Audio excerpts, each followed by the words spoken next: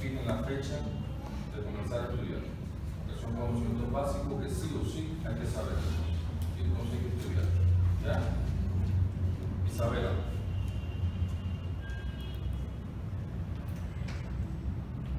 Lo mismo que veo ahí. A partir de hoy, ayudantía especial con Yago, buen ayudante, no lo desaprovechen.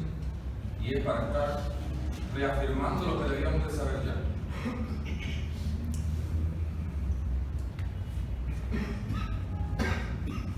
Pablo, ¿cómo se llama su función?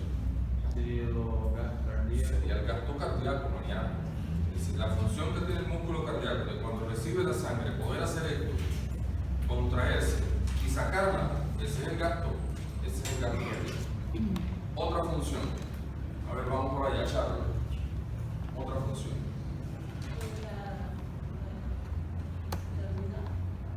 Bueno, hay una propiedad importante que se llama excitabilidad. ¿Qué quiere decir eso, Charlie? Que va a llegar un estímulo que puede hacer que haya una. ¿Y cuál es el estímulo ese que hace que comience el corazón a andar? Él no para nunca. La llegada de la sangre. La llegada de la sangre, sí, hay sangre, claro, tiene que llegar la sangre, pero en la sangre viene algo que es muy importante para que se estimule el músculo cardíaco y arranque.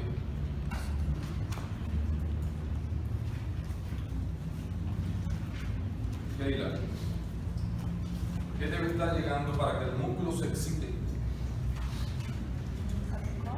¿Cómo? No te entiendo. No, porque por la noche el corazón está durmiendo, el arteria está durmiendo y las catecolaminas están bajas y él sigue trabajando. ¿Qué debería estar llegando? Constantemente entra, lo que unas veces más y otras menos. Pero siempre hay una entrada de alguien que excita el músculo cardíaco para que de un estado de reposo comience su acción. O estímulo. ¿Cuál? Excitabilidad. ¿Cuál? ¿Quién lo excita? Hay un estímulo que atinge o nódulo sino. Joan.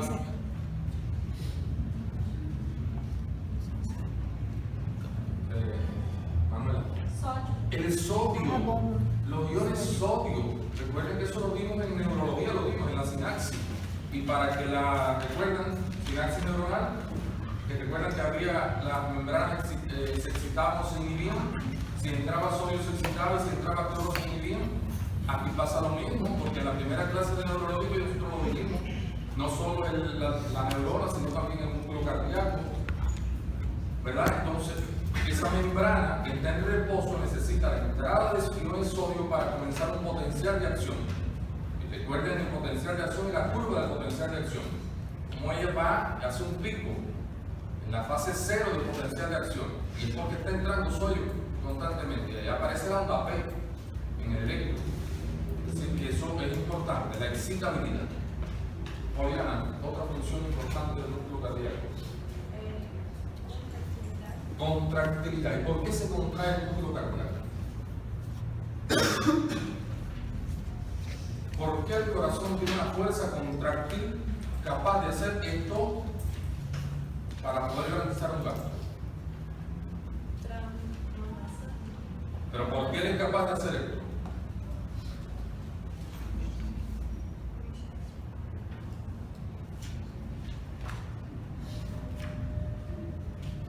¿Qué tiene el corazón que es capaz de garantizar una fuerza contráctil? Sí, ¿qué tiene?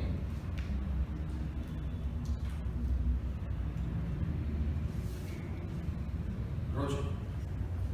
Músculo. Tiene un músculo. ¿Y ese músculo por qué está compuesto?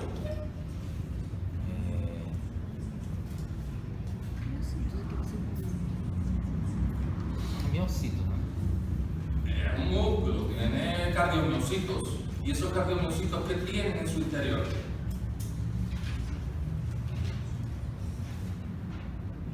¿Qué tienen, Raimundo?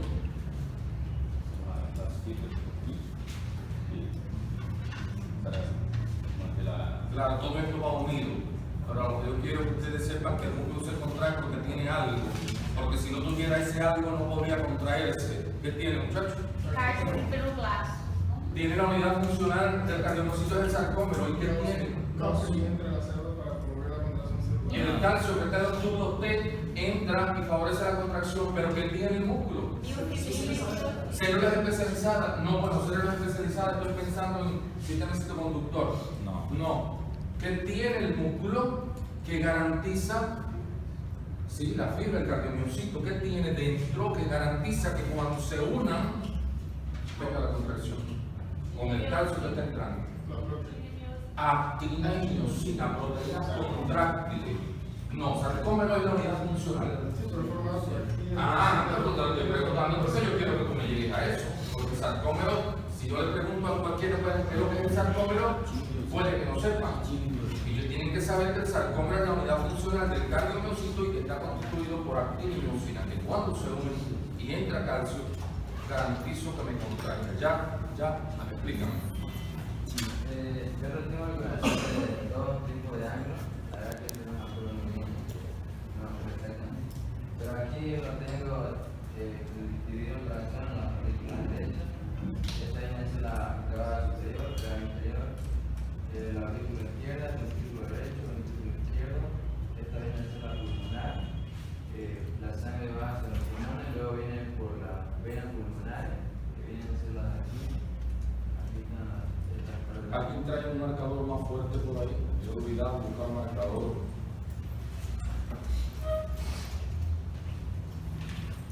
Ajá. Sí, por ahí estamos bien. Tenemos un corazón que tiene 4 cámaras, 2 aurículas y 2 ventrículos. Tiene 2 vasos importantes que salen del uno, que es el tronco de la pulmonar. ¿Dónde sale el tronco de la pulmonar?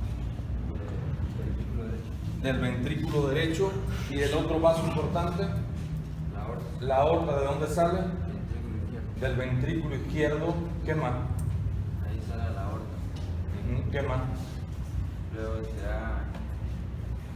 distribuye, ¿no? El cuerpo. No, te faltan estructuras anatómicas muy importantes en el músculo cardíaco, en el corazón. ¿Se refiere a arteria? No, ya me dijiste los 2 troncos arteriales importantes, aorta y pulmonar.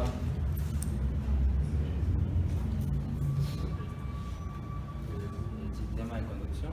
Bueno, tiene un sistema de conducción, dibújamelo por allá.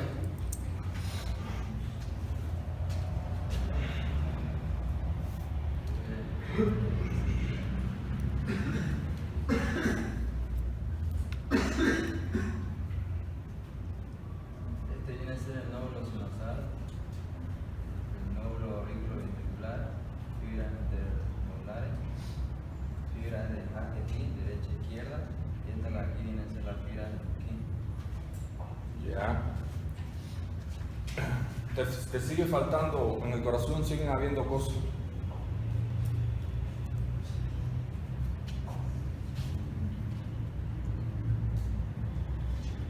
Las válvulas. Te faltan las válvulas. ¿Cuáles son las válvulas del corazón? Tenemos la válvula tricúpide, Tricúpide, entre la aurícula y los ventrículos, y la válvula mitral. mitral, ¿cuál más? Bueno, también en la aorta también, la válvula aorta. La válvula aórtica Y la válvula pulmonar. y la válvula pulmonar. Todavía te sigue faltando un detalle desde el punto de vista vascular, que quiero que lo menciones.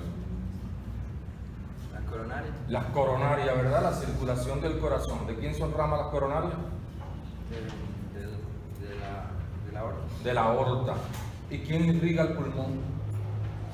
Al pulmón.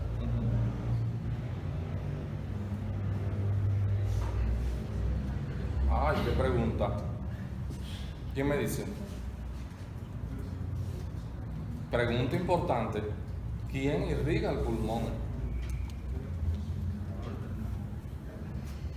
Entonces te la dejo después independiente ese detallito.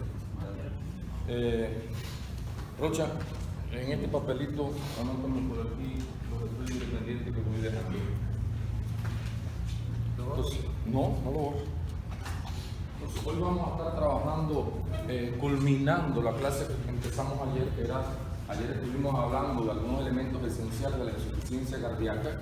Nos explicábamos ya por qué había disnea, por qué había taquicardia, por qué había edema, por qué había hepatomegalia, por qué había indubitación yugular, por qué el hombre orinaba mucho por la noche, por qué tenía ascitia el individuo, ¿verdad? Nos daban una serie de explicaciones fisiológicas y fisiopatológicas a partir de la anatomía y la fisiología que nosotros estábamos conociendo.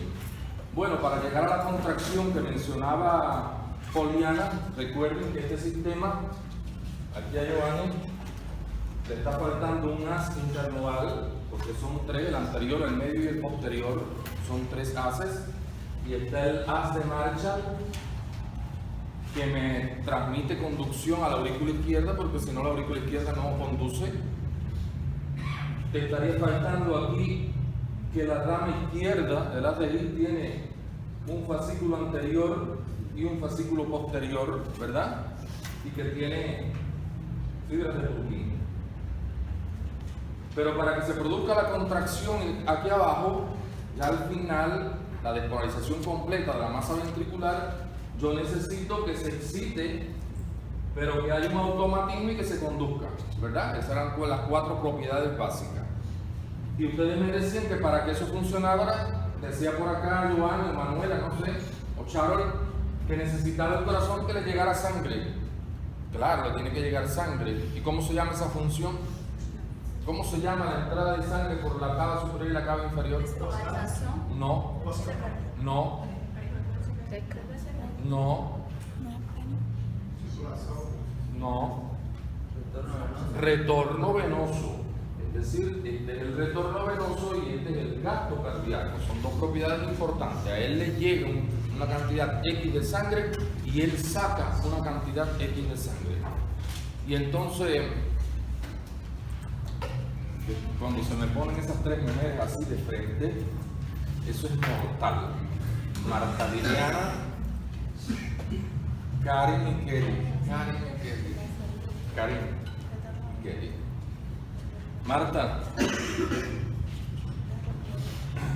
en este sistema de conducción, que ya tiene un estímulo que condujo, que se contrajo el músculo cardíaco, y estoy garantizando un gasto adecuado,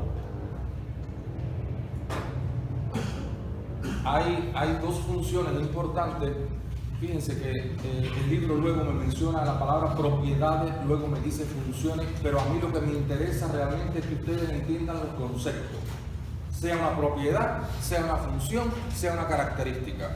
Por tanto, en algún momento estaré diciendo propiedad, en otro estaré diciendo función, pero a mí lo que me interesa es que ustedes sepan lo que es gasto, lo que es retorno venoso, lo que es contractilidad, lo que es excitabilidad. Y entonces el libro nos menciona una propiedad, Marta, nos menciona una propiedad que es la precarga. ¿Qué quiere decir precarga?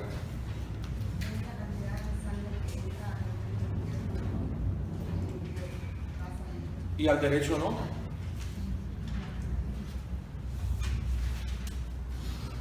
¿Y a la aurícula derecha no? ¿Y a la aurícula izquierda no le llega sangre también? Es la cantidad de sangre que el corazón recibe en determinado momento y que es capaz de acumularla en cuestiones de segundos. Pero él recibe una cantidad de sangre. Por tanto, la precarga siempre va a estar relacionada con ¿qué? Con retorno venoso, ¿verdad? Y está relacionada con la capacidad de ¿qué? De volumen sistólico y de qué más. De llenar, ¿verdad, Casi? De llenar, es decir, de él distenderse, ley de Frank Starling, de él capaz de distenderse para recibir esa sangre. Eso es precarga. Y Karen, ¿y poscarga?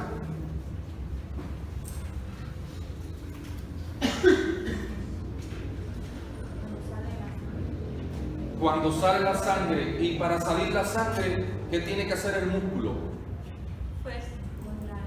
Tiene que contraerse, y yo me contraigo, y ¿qué tengo que hacer para poder? Es decir, aquí, en ventrículo izquierdo, yo me contraigo y saco la sangre, pero eso sale así muy fácil, ¿o tiene alguien que se oponga?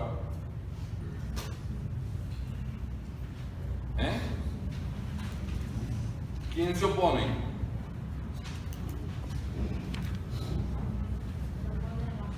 ¿Qué válvula? la aorta. Entonces poscarga estaría relacionada con la fuerza que tiene que hacer el ventrículo izquierdo para poder romper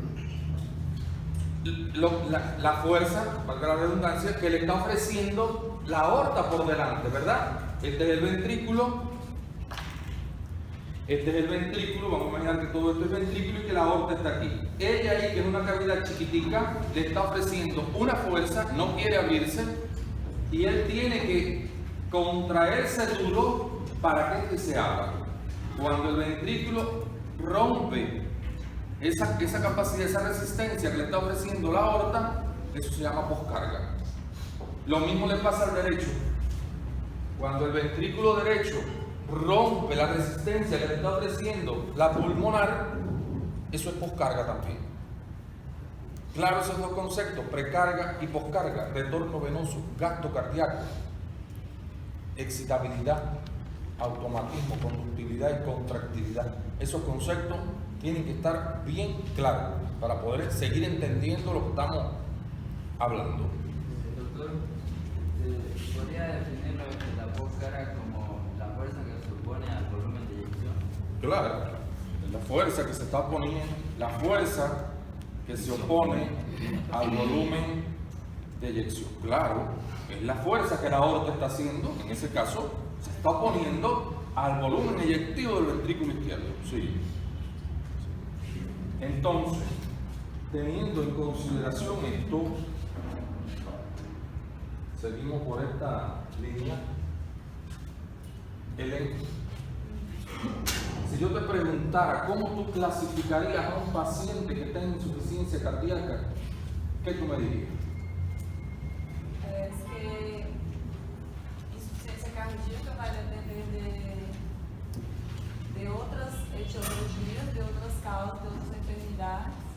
Y también clasificaría de algo. A ver, vamos a definir entonces. Hay una clasificación etiológica y que ya la vimos ayer, ¿verdad?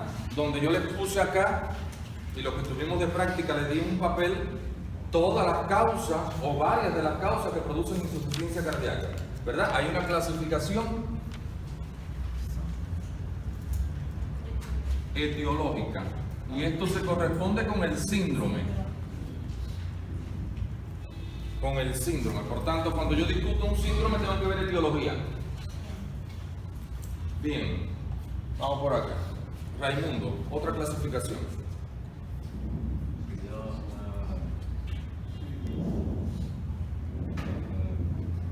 Pericarditis, por ejemplo, malformación. No, estoy clasificando la insuficiencia cardíaca. Pericarditis, ¿qué es lo que es? Una etiología, una de las causas de la insuficiencia cardíaca. Paulo.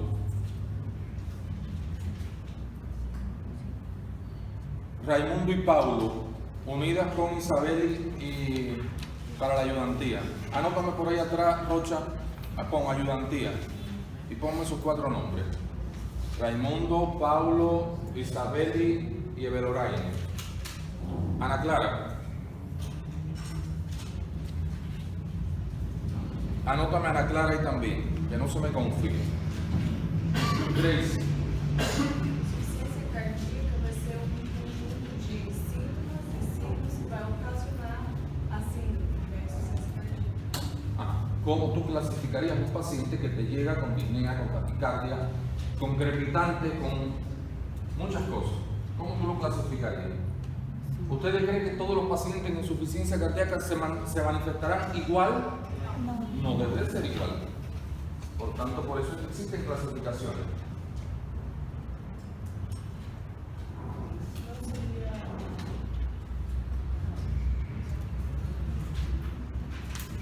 Rayani. Dependendo de los síntomas, poderia ser classificada em insuficiência cardíaca. No es dependiendo de los síntomas. Claro, depende de los síntomas. Pero ¿de qué está dependiendo si tú me dices derecha e izquierda? De su anatomía. Es decir, en dependencia de las cavidades que estén comprometidas, así me va a dar los síntomas en el paciente. Entonces vamos a tener una clasificación anatómica. que va a ser derecha e izquierda. Derecha, izquierda, discúlpenme, y global, ¿verdad? Derecha, izquierda y global. La derecha, esto lo repasamos ya. La derecha estaría pensando, voy a comenzar de abajo hacia arriba. Edemas, ascitis, hepatomegalia,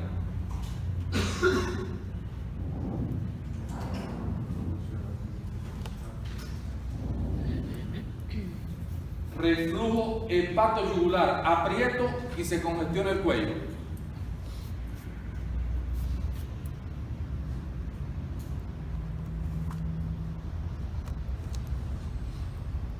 Derrame pleural.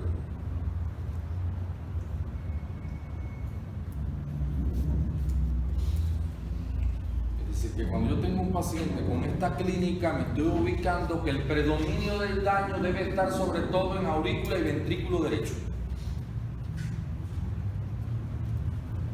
Ahora, izquierdo.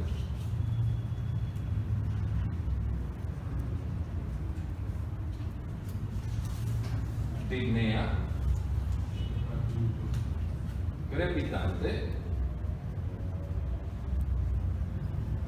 taquicardia,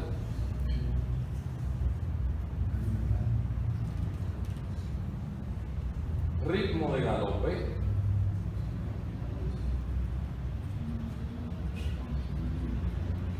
respiración de Chain-Stop,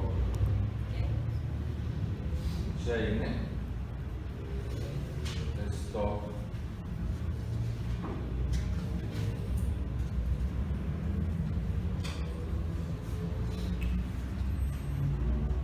Y si están las dos manifestaciones de las dos, yo diría que se llama una insuficiencia cardíaca global o congestiva o mixta.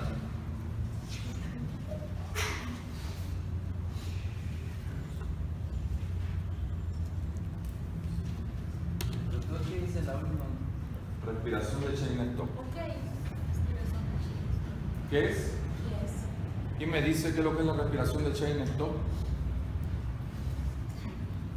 Eso ya ustedes lo saben. Sí, en respiratorio, fisiología se da.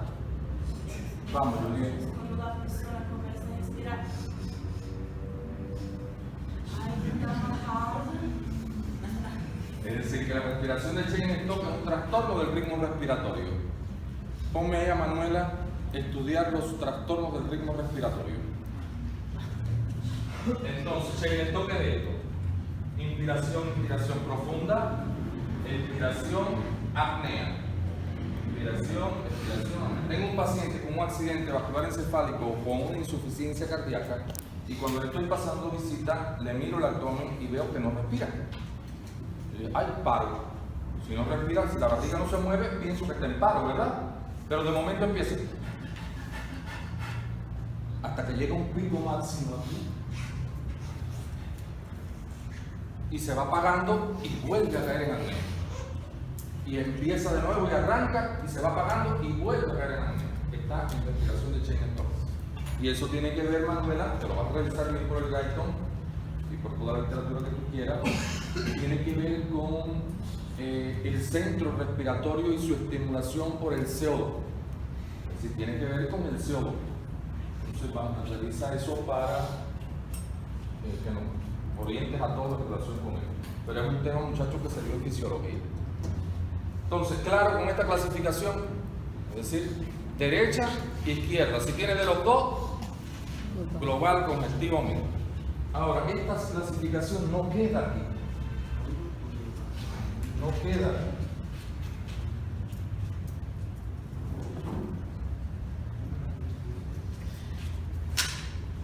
¿Qué problemas podrían haber que me estén comprometiendo las cavidades derechas del corazón?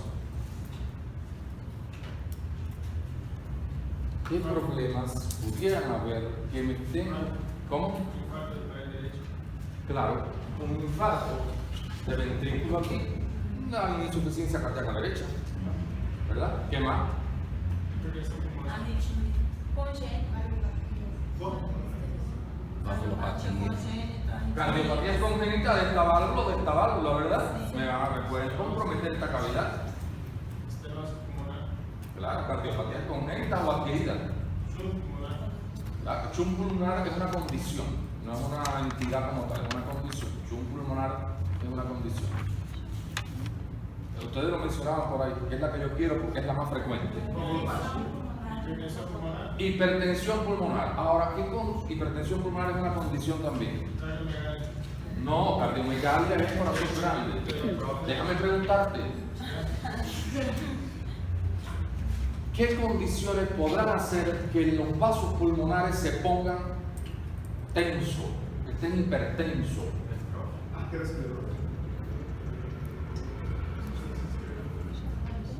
Insuficiência pulmonar. ¿Qué condiciones pondrán a la relación alveolo capilar? La van a poner en estrés que hace que hayan, Lesión endotelial por infección. más que eso, ayer lo hablamos. Presença de líquidos. ¿Cómo? Presença de líquidos. Movimentos Nos alvéolos. corporais, na pressão dos congestão.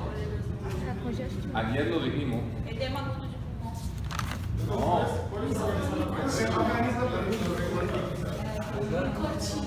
De síndrome de condensación inflamatoria pulmonar.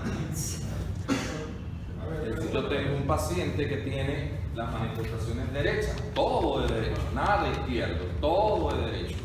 Cuando yo tengo un paciente así, yo digo, es el ventrículo derecho el que está comprometido, ¿verdad? Más que la aurícula. Los ventrículos se comprometen más que la aurícula.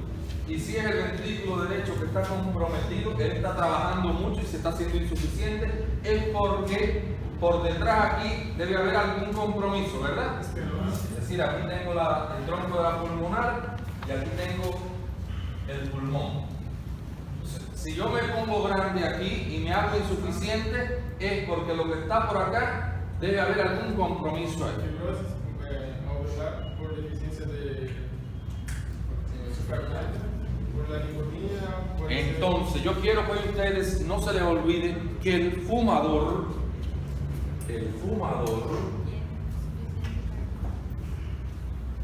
va a evolucionar o bien a un enfisema pulmonar o bien a una bronquitis crónica. Y si no se cuida y no deja el hábito de fumar, esto va a llegar a una enfermedad pulmonar obstructiva crónica con hipertensión pulmonar. Y esto va a evolucionar a una entidad que se llama cor pulmonare crónico. Cor pulmonale crónico, que es una insuficiencia ventricular derecha. Cor pulmonale crónico, que es una insuficiencia ventricular derecha. De forma crónica. De forma crónica. Es decir, que la insuficiencia cardíaca derecha tiene una forma crónica y va a tener, si hay una crónica, debe haber una insuficiencia ventricular derecha aguda o cor pulmonale agudo. Yo voy a estar preguntando cuál es la evolución o el pronóstico cardiovascular de un paciente fumador. Y ustedes me tienen que hacer este recorrido. El fumador evoluciona esto, de aquí a esto, de aquí a esto y de aquí a esto. Ahora, si hay una forma crónica, les estoy diciendo que hay una aguda. Si es una aguda es porque el ventrículo derecho claudica de forma aguda. Y eso se llama cor pulmonar agudo. Pero nosotros los médicos lo conocemos con otro nombre más frecuente. Tromboembolismo pulmonar. y de eso vamos a estar hablando la semana que viene. Tromboembolismo pulmonar. Estudio independiente de forma general para todos la semana que viene. Revisen todos. Infarto pulmonar, el tromboembolismo pulmonar, y revisen infarto agudo del miocardio. Es decir, IMA, infarto pulmonar, infarto cardíaco. Eso de forma general para todos. Claro con la insuficiencia cardíaca derecha, manifestada de dos maneras, aguda y crónica. La aguda, el TEP, y la crónica, el cor pulmonar crónico. Bien eso. Algo.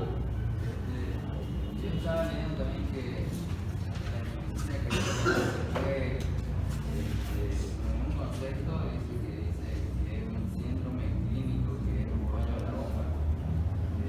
Y está diciendo que esa palabra clínica se refiere a que uno lo puede diagnosticar solamente con la clínica. Elemento importante, fíjense que José Carlos está diciendo que la insuficiencia cardíaca se diagnostica clínicamente. Yo hasta este momento, y se me está acabando el tiempo ya, no le he hablado de complementario. Todo lo que he dicho es clínica. Por tanto, complementario lo voy a mencionar al final, porque a mí lo que me interesa es que ustedes que van a ser médicos generalistas 3, 4, 5 años, hasta que puedan hacer la especialidad o hasta que aprueben la riválida, a lo mejor lo hacen rápido, sepan cómo enfocar allá en Sao Paulo Flecha o aquí en Santa Cruz Flecha, cómo enfocar un paciente cuando le llegue insuficiencia cardíaca, porque no todos van a tener un ecocardiograma para hacerle eco, o no todos van a tener la disponibilidad. Luego tienen que estar, yo estuve en Brasil y pacientes que vivían en campo tenían que esperar que se desocupara el hospital de la ciudad porque no había cama y el médico se tenía que comer el paciente allí en el centro de atención primaria donde no tenía todos los recursos hasta que no hubiese cama allá en el hospital. Y ahí, para ahí van a ir ustedes, ¿sí? No crean que de entrada van a ir para un hospital de segundo o tercer nivel. Entonces tienen que irse con muchas herramientas clínicas, tienen que apropiarse de la clínica que estamos ofreciendo a nosotros. Bueno, esta es la derecha, vamos a la izquierda. Que Manuel introducía términos.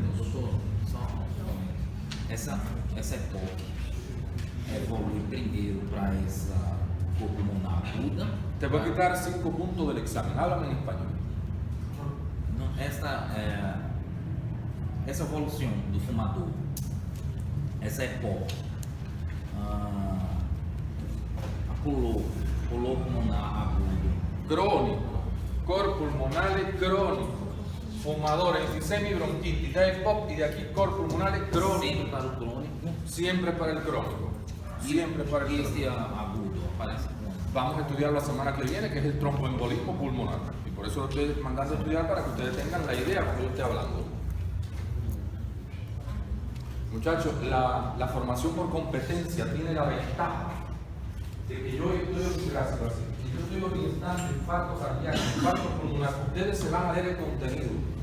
¿Y qué van a hacer cuando lean el contenido? En una hojita aparte van a decir, no entiendo esto, no entiendo esto, no entiendo esto. Y el día de la clase, cuando estemos aquí todos debatiendo, ustedes van a decir, profe, no entendí esta parte. No es más cómodo, no aprendemos más. Porque si aclaramos todas las dudas aquí en este escenario, ustedes se van a ir más claros. Hay que es esfuerzo porque ustedes tienen que estudiarse el tema, tienen que revisar el tema.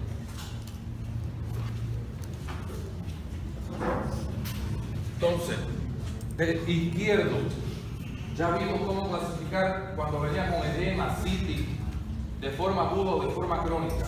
Ahora, cuando viene con disnea, taquicardia, palpitaciones, respiración de Chesterton, ritmo de galope, tiene dos formas de presentarse y las dos son agudas. O se presenta como un edema agudo de pulmón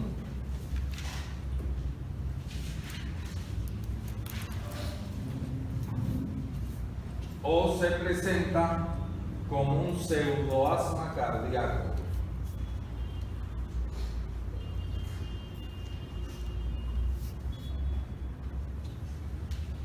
decir, o se presenta como un edema agudo de pulmón o se presenta como un pseudoasma cardíaco.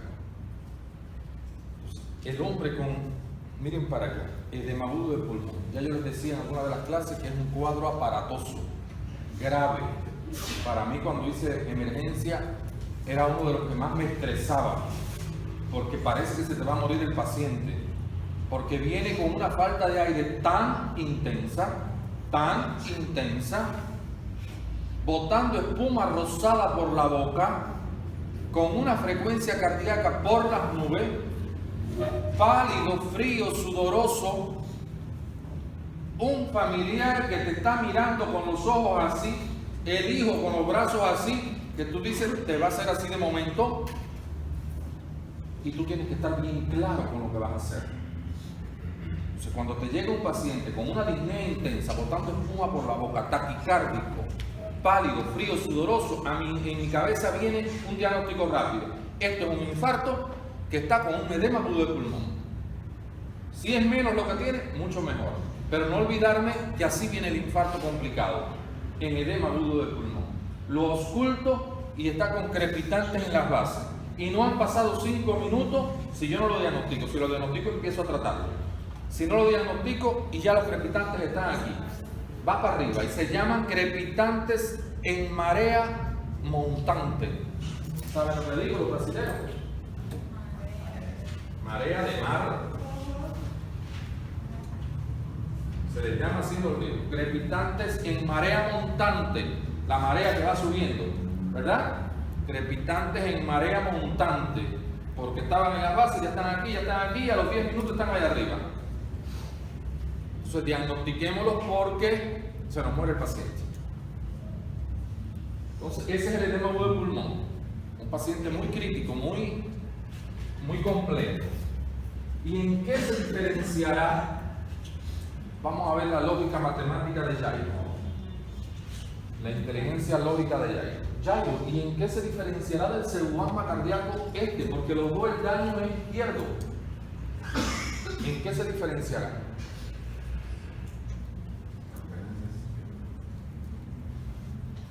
Los dos vienen con una falta de aire incómoda. Por la madrugada los despertó la falta de aire. ¿Cuál será la diferencia entre este y este? Nada más tienen una diferencia. Bueno, tienen más de una, pero una dura. Daisy. O Daisy. ¿Cuál es la diferencia entre este y este? Inteligencia lógica matemática. ¿Quién me la dice? Dime, Cayo. Falsa asma. Y si es una falsa asma, clínicamente, aunque se parecen los dos, ¿qué es lo que va a tener? Sibilancia. Entonces, este va a venir en un cuadro aparatoso también, pero cuando lo oculto está lleno de roncos y sibilantes, sobre todo sibilantes. Y le pregunto, ¿y usted es asmático? No, yo no soy asmático. Entonces, ya usted dice, este es un paciente que debe tener algo a nivel pulmonar quizá que me lo esté complicando y dándome una insuficiencia cardíaca izquierda, pero a forma de pseudoasma cardíaca. Así que la diferencia entre los dos es que este tiene crepitante y este tiene sibilante. Esa es la diferencia. ¿Y qué causa la pseudoasma cardíaca? El pseudoasma cardíaco lo puede estar causando estas enfermedades que veíamos acá de larga data, con hipertensión pulmonar aguda, y entonces el daño derecho también repercute en el izquierdo. Ahora, el otro detalle que quiero que lo voy a preguntar en el examen, y se lo va a preguntar el paciente en la vida, en relación con la terapéutica. El edema agudo del pulmón, los estudiantes utilizan un recurso que se llama así: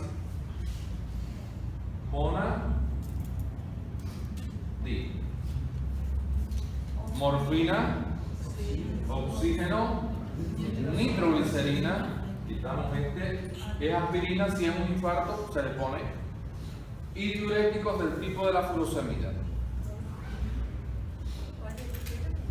Morfina, oxígeno, nitroglicerina y furosemida, diurético.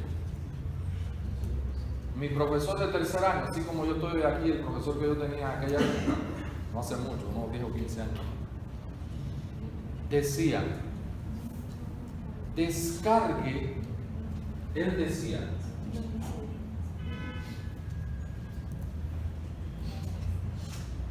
descargue, en Cuba lo llamamos así, carretón, descargue el carretón para luego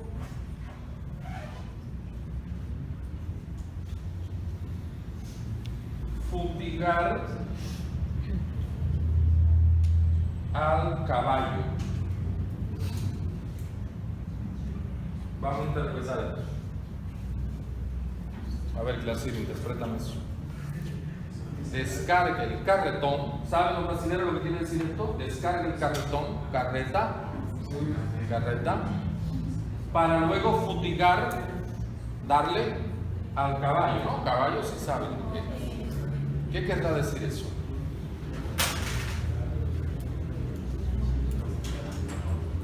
Vamos. Abierta para todos. Primero el diurético, démele su diurético para que el líquido ese que está acumulado rápido se vaya saliendo y después valore la causa. Si es digital lo que tiene que ponerle, ponga digital. Si es amiodarona lo que tiene que ponerle, valore la causa que tiene el paciente para después darle al corazón. El caballo es el corazón. En dependencia de la causa le pondremos lo otro. Bueno, pero no es tan así. Yo solo recordaba el recurso porque le vamos a poner diurético, pero este hombre viene en el edema agudo del pulmón, casi siempre viene con dolor y le vamos a poner morfina. Pero la morfina también me deprime el centro respiratorio, por tanto va a aliviar la falta de aire. Pero la morfina también me disminuye el retorno venoso, por tanto va a disminuir el trabajo del músculo cardíaco. Oxígeno porque estos pacientes están necesitados de él. Nitroglicerina porque es un vasodilatador. Y ya nosotros hemos hablado que aquí lo que hay es vasoconstricción, por tanto necesito relajar los vasos. Y entonces esto se parece a un asma. ¿Qué otra cosa debe de llevar además de esto?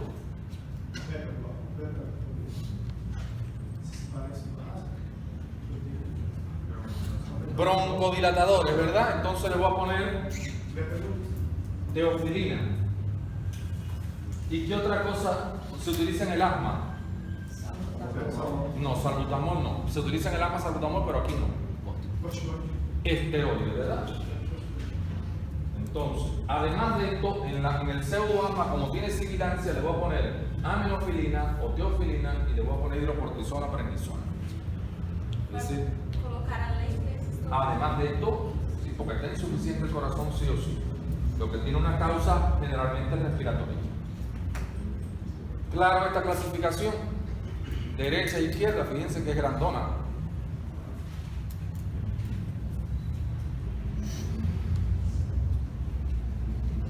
Seguimos con las clasificaciones de la insuficiencia cardíaca. Isabela, ¿qué tú crees, ¿de qué otra manera tú crees, conociendo la anatomía y la funcionalidad que ya hemos visto acá, la anatomía y las funciones del corazón, qué otra clasificación tendría? A ver, otra clasificación de la insuficiencia cardíaca.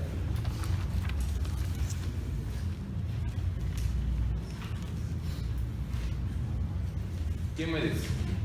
De grado 1, 2, 3 y 4. Ah, bueno, ya ustedes conocen ¿de dónde? De semiología, puede ser.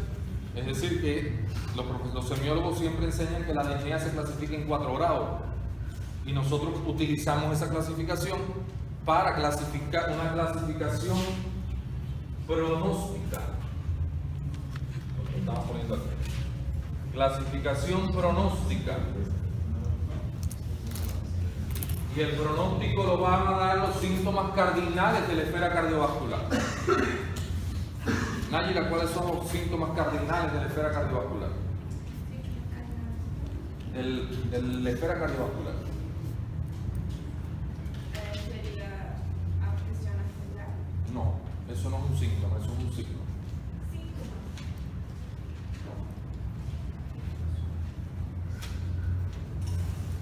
E o paciente tenha? Claro. Seria malestar general, disnea.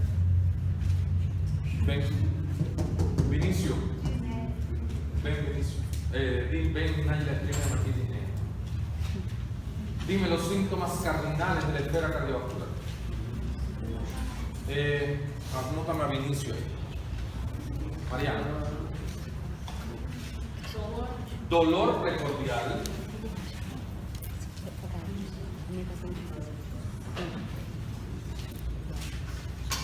Otro síntoma.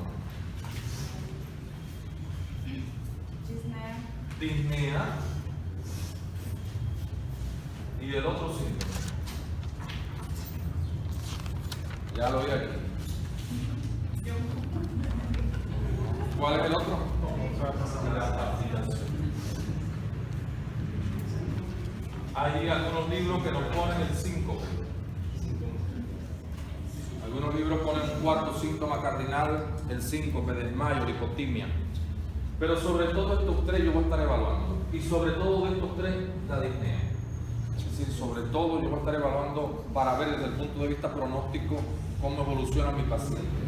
Y entonces Wallace decía que se clasificaba en grado 1, 2, 3, 4. ¿Cómo es eso, Wallace?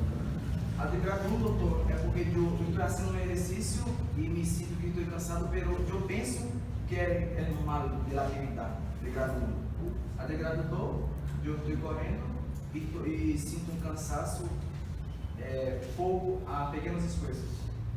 E a de grado 3, corro e canso, quando eu estou correndo me sinto bem cansado. E a de grado 4, que estou parado e me sinto fatigado e cansado. Está por ahí. Entonces, vamos a clasificar. El grado 4 tiene falta de aire estando parado. Estando en reposo, está con falta de aire. ¿Verdad? El grado 4. Estando en reposo, el hombre está con falta de aire. Eso es lo más grave que hay. El grado 1 es un cardiópata que está controlado, está sintomático. No tiene síntomas. Yo sé que es cardiópata porque lo conozco, pero él está controlado de su enfermedad. Está sintomático.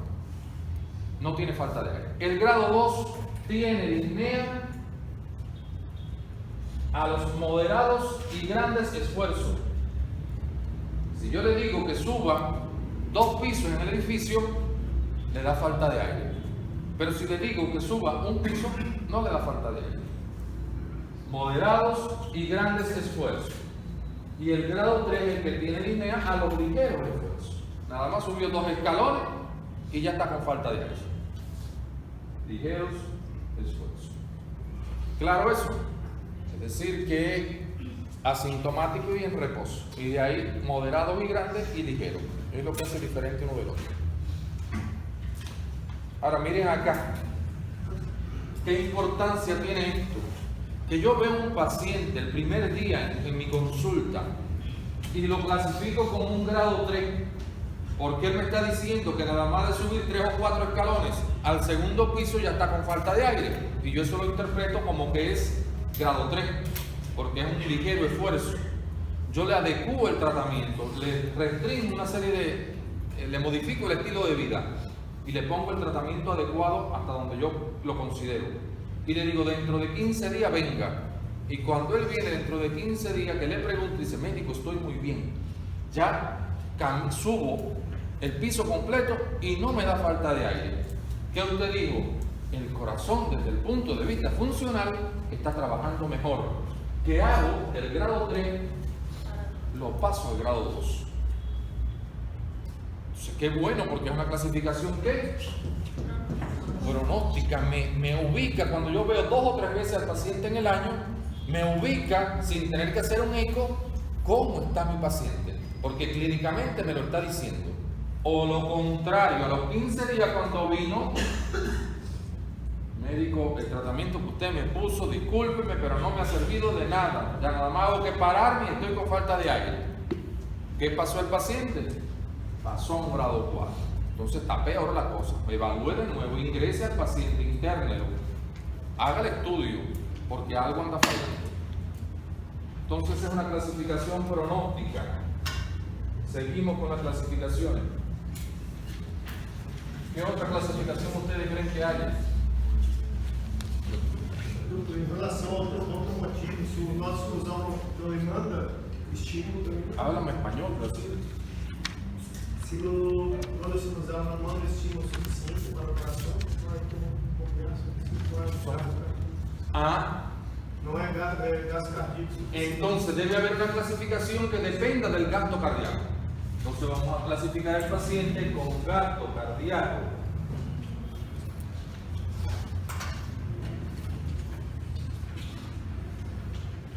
Con gasto cardíaco aumentado y con gasto cardíaco disminuido.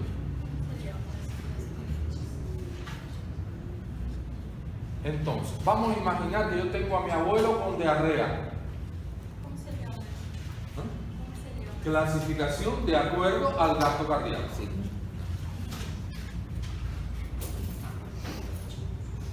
Y en una clasificación podríamos ponerle funcional. Pero no, vamos a dejar este término para otro. De acuerdo al gasto cardíaco. Si yo tengo a mi abuelo que está con diarrea, pierde líquido, ¿verdad? Pierde mucho líquido. Y si pierde mucho líquido, está con diarrea, está perdiendo líquido, ¿qué le pasa a la volemia? Baja la volemia. ¿Qué le pasa al retorno venoso? Disminuye el retorno venoso. Cuando disminuye el retorno venoso, ¿qué le pasa a la presión arterial? Baja la presión arterial. Y cuando me baja la presión arterial, ¿quién se estimula?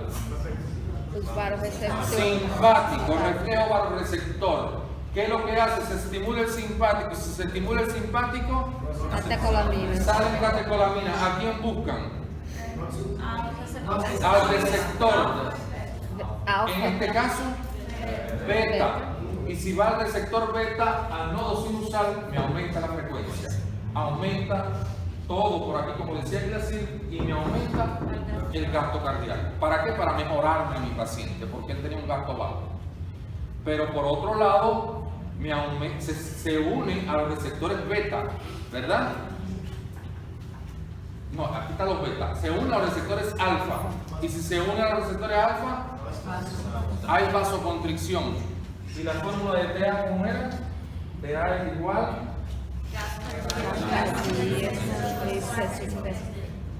TA es igual a gasto por resistencia vascular periférica. Si hay vasoconstricción, ¿qué le pasa a la resistencia? Aumenta. Y si me aumenta, me mejora la TA. Y si me mejora la TA, mejora el gasto. Entonces, son condiciones que cursan el online. ¿Estás entendiendo? Explícame, ¿qué pasa en un individuo con diarrea? Explícame. Vamos. Vamos, explícame.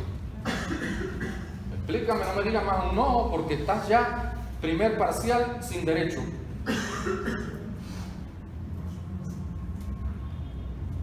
Yo que quiero oírte, amor, quiero oírte, tu voz no la conozco todavía.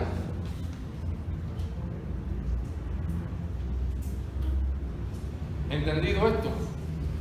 ¿Qué pasa con un individuo que iba en un auto, accidente, trauma hepático, ruptura hepática, sangrado? ¿Qué le pasó al paciente? Hipovolento. ¿No es la misma historia? La misma historia. Gasto cardíaco alto, insuficiencia cardíaca secundaria a una hipovolemia, a una anemia aguda. Claro, es que todas estas enfermedades generalmente, hoy la población que está predominando, ¿cuál es? Hoy, ¿cuál es la población que predomina? El anciano, ¿verdad? La gente pare menos, las mujeres paren menos y las personas duran más. Por tanto, los accidentes muchas veces también comprometen a las personas idosas. Entonces, además del accidente que tuvo, es un hipertenso, es un cardiópata, es un diabético, múltiples factores asociados. Si tengo un paciente hipertiroideo, ¿qué pasa? Vale, vamos a ver a alguien que no me ha hablado. Yo así, háblame de hipertiroidismo llevándomelo a insuficiencia cardíaca.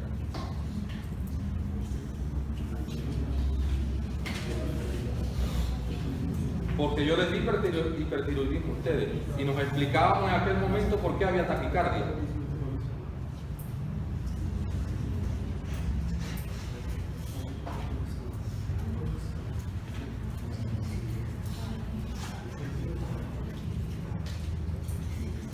Bruna. Hay un aumento del metabolismo Hay un aumento el pilar básico en el hipertiroidismo es ese. Hay un metabolismo basal que está acelerado. ¿Y qué pasa? Para mantener esse metabolismo necessita mais oxígeno, mais sangre. Es decir, cuando tú me dices metabolismo acelerado, me estoy ubicando en que el pulmón trabaja más, el sistema digestivo trabaja más, todos los órganos están pidiendo más y más y más oxígeno. ¿Y el oxígeno quién lo transporta?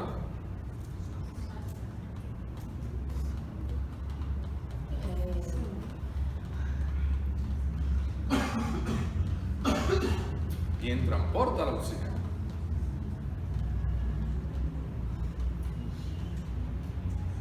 A sangre. ¿Seguro? Asesor. La sangre. ¿Y qué componente de la sangre es la que transporta el oxígeno? Eritrocitos. La sangre tiene glóbulos rojos, blancos y plaquetas. Y de los glóbulos rojos del eritrocito, ¿qué parte del eritrocito es el que transporta la hemoglobina?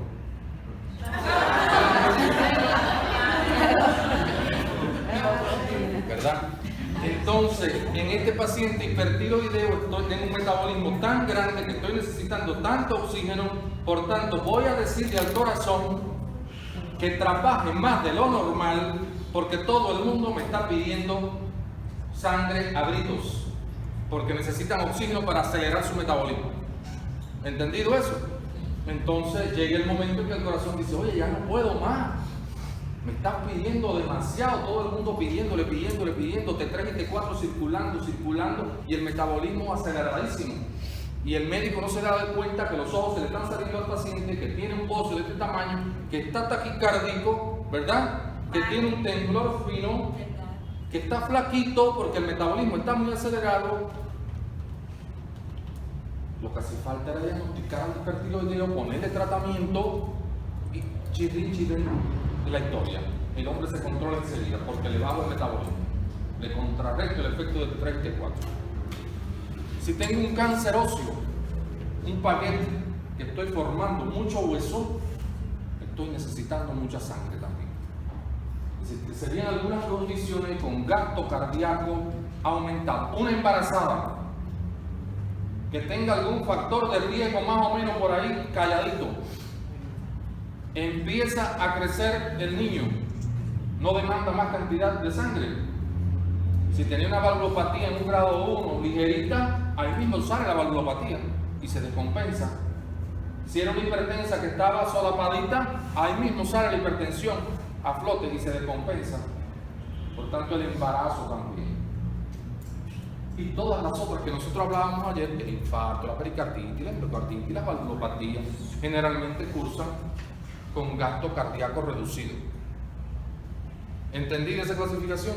Gasto cardíaco alto y gasto cardíaco bajo. Otra clasificación. De acuerdo al ciclo cardíaco. ¿Cómo? De acuerdo al ciclo cardíaco. ¿Qué quiere decir eso? Diástole. De acuerdo al ciclo cardíaco, y esa la vamos a llamar una clasificación funcional. Si el problema está durante la sístole, si el problema está durante la diástole o si el problema está en los dos momentos. Y entonces en esta, los libros coinciden de que hay que apoyarse del ecocardiograma para clasificar la insuficiencia cardíaca de acuerdo a ver si el daño en sístole, en diástole o en los dos momentos. Y él lo clasifica con fracción de eyección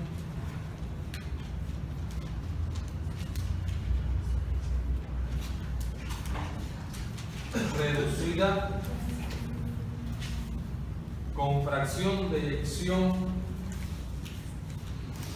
media y con fracción de eyección conservada. ¿Qué es lo que es fracción de eyección? La capacidad de contraerse, el gas relacionada con gasto cardíaco, ¿verdad? La sístole, eso, fracción de eyección, esa capacidad del músculo. O está reducida, o está en un término medio, o está conservada. Esto, si yo le hago un eco al paciente, está menor o igual a un 35%. Esto estaría entre un 35 y un 59%. Y conservada mayor o igual que un 60%.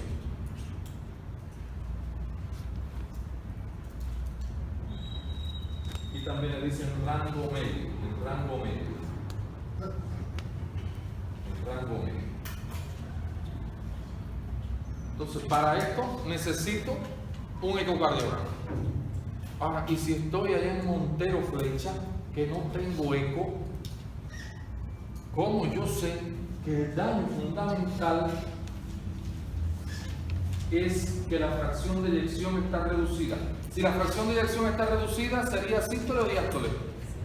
Sístole, ¿verdad? Esto se corresponde con una insuficiencia cardíaca sistólica, ¿verdad? Y si la fracción de eyección está conservada, debe de corresponderse con una insuficiencia cardíaca diastólica.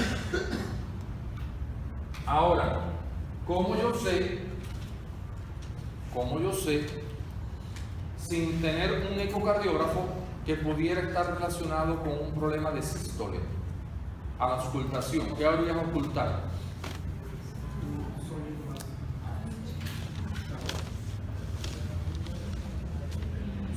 Soplo subsistólico, ¿verdad? Ocultaría soplo subsistólico. Y al examen físico de inspección y palpación,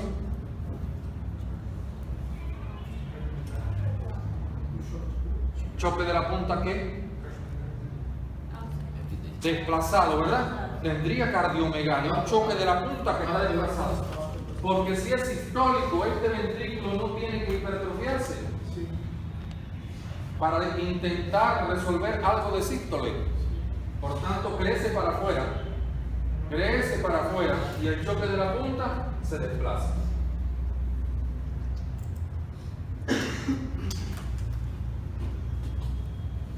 Ahora, ¿qué le pasaría al choque de la punta acá en la diastólica?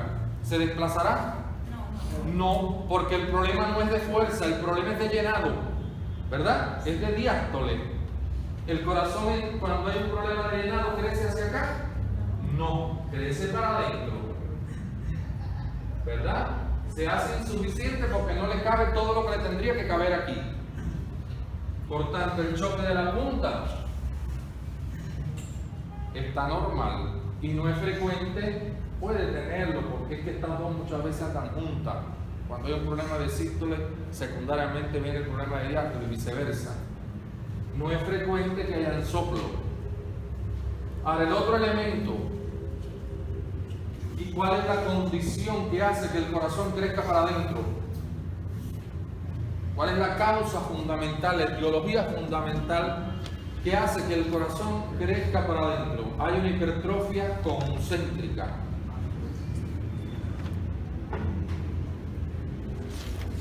¿Cuál es la causa fundamental que hace que el corazón crezca para adentro?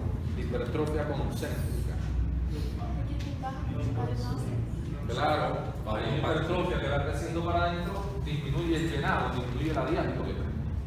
Precarga. Disminuye la precarga. ¿Cuál es la condición que hace que suceda todo eso? No se lo olvide nunca. Hipertensión. Por tanto, la causa fundamental de la diastólica es la hipertensión. Y la causa fundamental cuando el corazón crece para acá. ¿Sí? ¿Cuál es la causa fundamental de la sistólica? El infarto agudo de miocardio. La cardiopatía isquémica. Porque como no le llega sangre suficiente, él tiene que trabajar más. Y entonces se va hipertrofiando de forma excéntrica. Esto es una hipertrofia excéntrica, la otra es una hipertrofia concéntrica. Entonces aquí cardiopatía isquémica. Recuerda que hace arteriosclerosis para la semana que viene. Doutor, então a causa principal da sistólica seria a IAM e da Diastólica, la hipertensión. Entonces, si estoy en Sao Paulo Flecha y yo me llega un paciente hipertenso, que está con signos de insuficiencia cardíaca, que le miro el choque de la punta y está por dentro del quinto espacio intercostal, no me ubica a mí en que debe ser de diástole el problema. Me ubica, o todo lo contrario, veo un paciente en insuficiencia cardíaca con un choque de la punta por acá, con un soplo grandísimo y tiene un infarto de hace 5 años, yo digo, eso tiene que ser una insuficiencia cardíaca sistólica.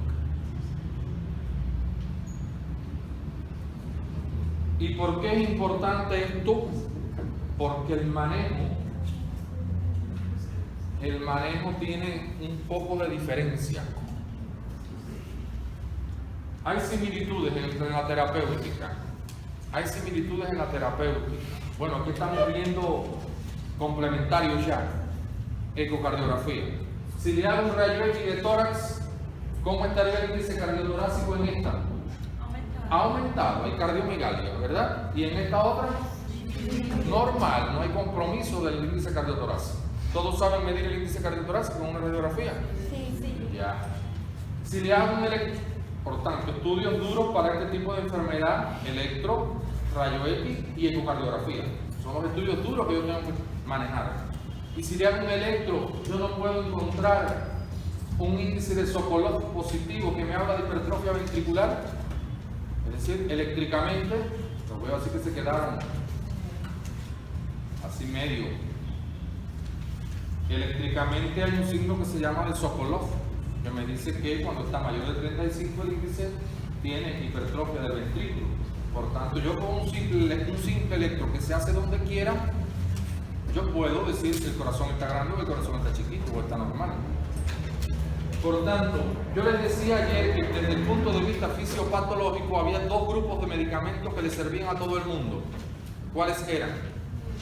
Los IECA, los ARA2 y los beta bloqueadores. Es decir, que estos le sirven a todo el mundo de este tipo de pacientes.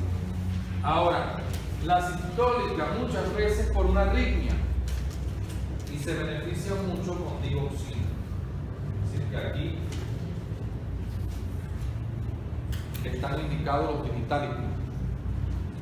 Aquí en la sistólica yo puedo utilizar diuréticos tiacídicos, las tiacidas, hidroclorotiacida, clortalidona.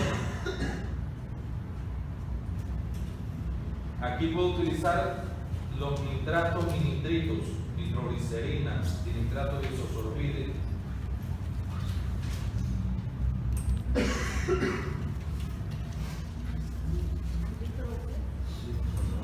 Nitratos y nitritos. Ahora en la diastólica yo puedo utilizar los anticálcicos como el verapamilo y el diltiazem, y puedo utilizar los diuréticos de tipo de la espironolactona o aldactona, un ahorrador de potasio, aldactona o espironolactona. Nitrato y nitrito, digoxina, tiacidas como la clortalidona y la hidroclorotiacida. Anticálcico como el verapamilo y el diltiazem.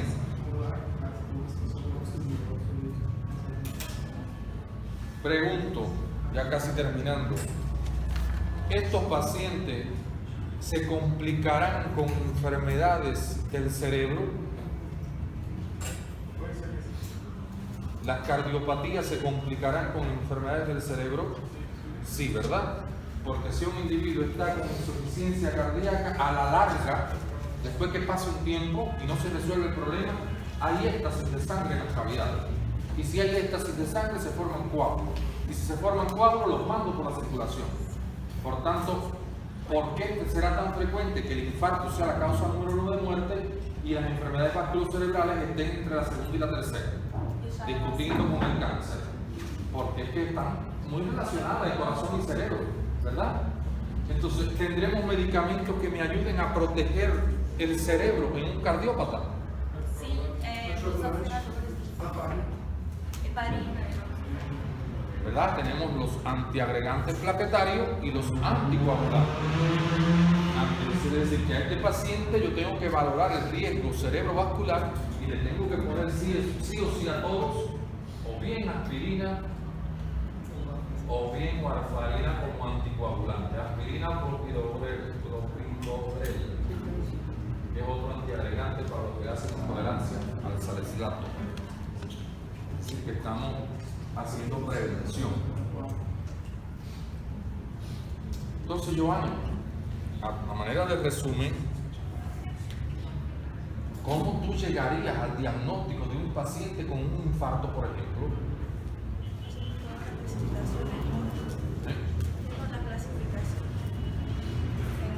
Ajá. ¿Cómo llegarías? Tienes un paciente con un dolor en el pecho, opresivo, compresivo, que se irradia al cuello, al brazo izquierdo, ¿verdad? Está pálido, frío, sudoroso, y además de eso está con falta de aire, está taquicárdico, está en edema agudo del pulmón. ¿Cómo tú puedes llegar al diagnóstico de esa enfermedad? Con una buena semiología, eso me quiere decir, yo pienso que está síntomas y signos. ¿Qué más? Para formar síndrome, ir descartando causa y quedarme con el infarto. ¿Qué más? Eso me permitirá establecer un pronóstico. ¿Qué más?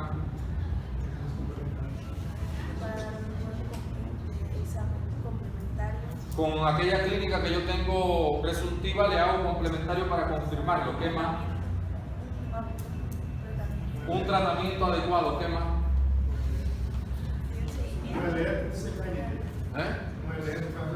Complementario. ¿Qué más? ¿Qué más?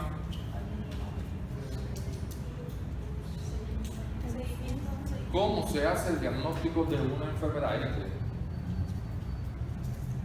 Ya eso yo lo dije el primer día de clase. De clínico 80, 90% y 10% laboratório. Ajá. ¿Qué más? Entrevista, comunicación, amnésia, exame físico. Ajá. ¿Qué más? História clínica. ¿Qué tiene la historia clínica? La infección. Una buena evidencia. Hoy se les olvida, si no lo incorporan en el disco duro, mañana se les olvida también. Ayer estuvimos en la práctica, Rocha era el paciente, muchachos de 10º semestre, nadie le preguntó sobre antecedentes. Es decir, y la primera que lo examinó, que era para que hiciera la anamnesis y todo eso, fue directo a ocultar y a tomar presión, ¿no? Fue directo a eso, olvidó todos los pasos lógicos de un diagnóstico. Entonces yo quiero que ustedes incorporen en su disco duro que los pasos lógicos de un diagnóstico es antecedentes en primer lugar. Si yo me siento con el paciente, tengo que preguntarle, ¿su mamá padece de algo? Después que él termine de hablar. ¿Su papá padece de algo? ¿Usted padece de alguna otra cosa además de lo que me está diciendo? Porque estoy indagando sobre los antecedentes. Luego vienen los síntomas y signos, y eso se llama síntomas, cuadro clínico y signos, examen físico. Por tanto, van 3. Para el diagnóstico, antecedentes, síntomas, signos y complementarios. Para el diagnóstico son esas 4 cosas. Una vez que yo diagnostico, trato. Y una vez que trato, pronostico. Y estas 3 cosas son un método clínico. Y es el objetivo duro de la materia que estamos estudiando. Que ustedes se vayan con ese método clínico bien afianzado. Dime, Jason. Yo iba a decir, cuando hablamos de la clínica ya, supuestamente ya incluimos una buena anamnesis, el examen físico, historia clínica, signos de síntomas, antecedentes. Entonces sigue pensando en los supuestos. En los supuestos se equivocan. Tengo que tenerlo claro. Cuando hablan de clínica no están diciendo todo eso. Cuando hablan de clínica se están refiriendo a síntomas. Porque esto en semiología se llama examen físico. No es clínica, es examen físico. Los signos es examen físico. Clínica es síntomas. Y antecedente es antecedente. No es clínica. Es decir, el diagnóstico clínico tiene 4 componentes. Los antecedentes, los síntomas, los signos y los complementarios. Entonces eso no podemos cambiarlo. Eso porque si no, no llegamos a diagnóstico. Entonces hoy estamos en tiempo todavía. Hoy hemos hecho una clase invertida. Es decir, hoy hemos trabajado donde no yo solo he participado, ustedes han participado. Ana Clara, ¿qué tú crees de la actividad?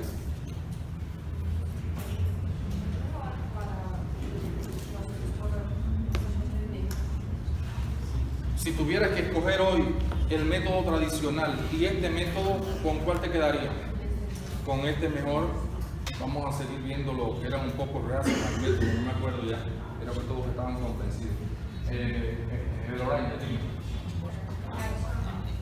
Claro, para ella tiene que ser sí o sí el tradicional. ¿Por qué? Y la crítica va directa, porque yo quiero que tú cambies. Yo quiero que tú seas diferente porque ya yo te conozco de fisiología y al final en fisiología tuviste que ponerte en patines. Entonces yo quiero que tú cambies. ¿Qué le pasa al método tradicional? Que el estudiante es totalmente consumista.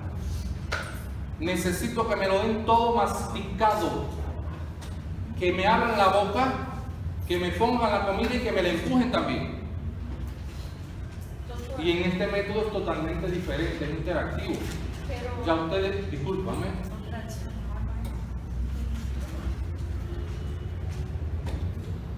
Y este método es interactivo porque se obligan ustedes mismos a buscar, se obligan ustedes mismos a ver el contenido, porque tienen que darse cuenta que la medicina va a llegarle a un paciente que no es que sea hipertenso, es que es hipertenso y es diabético y es asmático y tiene 1000 cosas. Entonces, si yo me paro aquí a dar patología por patología, enfermedad por enfermedad, ustedes no logran integrar los contenidos. Y se los digo porque yo soy el profesor y sé la experiencia que tengo de los estudiantes. Y entonces me doy cuenta que al final no he logrado lo que yo quería. Entonces, si ustedes ven a la insuficiencia cardíaca como un todo y que dentro de ella drenan todas las otras para integrar a un paciente, eso lo lograremos. Dime, Manuela. Yo no concordo, perdón, pero para mí me parece que el tradicional se aprende mejor porque usted hacía esquema y nosotros podíamos acompanhar el raciocínio con más calma y anotar y preguntando, entonces... Y hoy no hemos hecho eso. Yo no he dado la clase de clasificación porque mi clase normal del otro semestre era así. Insuficiencia cardíaca con 2 clases, una hablando de la fisiopatología y otra hablando de la clínica. Yo no he hecho eso, yo no he trabajado la pizarra. Pregunto, Manuela. Estoy colocando mi opinión. Para mí, Manuela, como alumna, le digo que el aprovechamiento de una clase tradicional, para mí, funciona mejor. Funciona mejor. Yo me adapto y me viro por completo. Y vuelvo al esquema mío. Y doy mi clase y me voy. Sin problema ninguno. Levanten la mano los que quieren este método. Vamos, sin pena ninguna, voy a contar. Dime, Bruna. Quem tem colegas em 10º semestre como eu sabe a diferença. Infelizmente não sabem nada. Não sabem ligar no paciente. Lo dieron ayer, gracias, Bruna. Ayer nosotros. Gracias, Bruna. Pero no es, discúlpame, Bruna, porque me molesta. Pero ayer miramos como estão os alunos do 10º. Então, creo que vamos estar gratos quando llegar lá. Porque... Muchacho, yo se los digo como si fuera el padre tuyo, Manuela. No me mires con esa cara porque es una cuchilla lo que tengo aquí. Es una cuchilla lo que tengo aquí. Como si fuera tu padre te lo digo. Estoy mirando al estudiante no de 10º, de grado, examinándose, que ya yo les hice la historia, no conocen la anatomía. Hoy hemos repasado la anatomía que posible estuviera sucia, que ustedes no se acordaran. Si yo doy mi clase, no doy eso, porque no está en el sílabo, y en mi sílabo no dice que yo doy eso. Yo me dedico a dar la fisiopatología, a explicar los signos y síntomas y finito la historia, pero por competencia no, porque yo quiero lograr que ustedes entiendan el contenido. Entonces, los que no están de acuerdo, levanten la mano. No estou de acordo com Está bien, mi amor, yo te digo que Não, estoy de não acuerdo. estou de acordo com Com esse método. com o método de Quem quer o Eu falo por mim. Quem quer o antigo? Ya ganó la otra banda, es decir, ganó. É porque y lo que- ninguém levantaram as mãos, as pessoas têm medo de se posicionar. Bueno, el que tenga a mí me Así. conoce, yo no me como a nadie, yo soy muy justo. Doutor, é assim, eu vou falar por mim. Nos quedan 3 minutos, vamos. Porque assim, esse método é bueno, pero que passa, não sei se as outras pessoas sentem isso, que daquela, vou falar por mim, aquela pressão assim, psicológica de tipo, ai, sou eu, tenho que saber, que daquela pressão, não sei. Ah, ¿y tú no quieres saber o te quieres hacer No, médico o qué es lo que quieres hacer? no, entienda. No, el key de la cuestión está ahí. El key de la cuestión está en la competencia saber, que llegan a 10º semestre y no saben. Y llegan a 12º semestre y no saben. Porque hoy estoy preguntando en 6º semestre cosas de primero, de segundo, de tercero y de cuarto y no saben.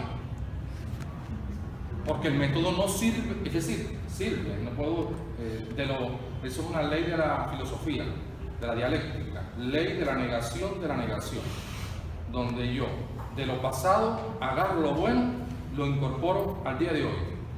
No puedo desecharlo todo. Pero el método antiguo, yo me doy cuenta, yo en mi materia, que yo creo que me esfuerzo bastante por enseñar al estudiante, me doy cuenta, esos estudiantes que estaban ayer fueron mis estudiantes de fisiopatología. Y me doy cuenta que lo que yo intenté hacer en fisiopato no lo logré. Entonces tengo que cambiar el método, sí o sí, porque lo que estoy haciendo, ustedes consumismo absoluto. Todo consumo. Hola. Igual eu falei ayer, eu entendo a situação dela, Manuela, porque é o seguinte. O que eu sinto é porque, igual, no meu caso, eu tenho dificuldade, pero, assim, por a pressão que nós temos que ter, pero nós vamos ter que lograr isso, tendo que vencer isso, porque, igual, eu tenho dificuldade, então, assim, a melhor maneira de eu fazer isso é melhor estar na classe, o mais vergonhoso que tem na frente do colega, porque é melhor errar cá, na frente do paciente. Então, por mais que seja malo, nós estamos aqui para aprender. Então, nós temos que cambiar cada vez mais para ser melhor pessoas e levar um grande abraço para o paciente, porque ayer eu teve 4 perguntas, eu errei 5. ¿Eso qué quiere decir? Que las competencias conceptuales que tienes de atrás están flojas. Y estamos en este tipo de clases, como es interactivo, nos permite ir refrescando contenidos viejos. Lo que pasa, la gran diferencia es que en el otro método se venía a la clase a escuchar el nuevo contenido. Ahora no, ahora se viene a la clase, ya yo estoy indicando estudiar infarto y tromboembolismo. Se viene a la clase a reforzar el contenido que ya ustedes han estudiado. Por tanto, el resultado lo veremos en el parcial, en los parciales, y lo veremos al final en 12º grado, con el examen de grado. Pero no me cabe duda que este método es mejor que el otro, no me cabe duda. Pero además les digo, yo no iba a cambiar nada, yo no voy a cambiar nada, yo voy a seguir así, aunque a Manuela no le guste y a Veroray no le guste, yo voy a seguir así. ¿Por qué? Porque no estoy haciendo nada diferente. Porque esta es mi clase, si algo me dice algo, yo digo que esta es mi clase. ¿Quién me va a decir a mí como profesor que yo no puedo poner a los estudiantes así y desarrollar mi clase como la he desarrollado hoy? ¿Quién me lo puede decir? Nadie. ¿Y quién me puede decir de que yo no puedo mandar un estudio independiente a mis estudiantes? ¿Quién me lo puede decir si eso está indicado donde quiera como método de enseñanza? Nadie me lo puede decir. ¿Y quién me puede decir que la semana que viene, el lunes y martes, cuando yo pregunte, Manuela no haya querido estudiar, y yo le diga, Manuela está bien no estudiar, tienes 2? ¿Verdad? Es decir, es el mismo método tradicional que yo estaba utilizando. ¿Dónde cambia la estrategia didáctica? Lo que cambia es la estrategia de una organización de la clase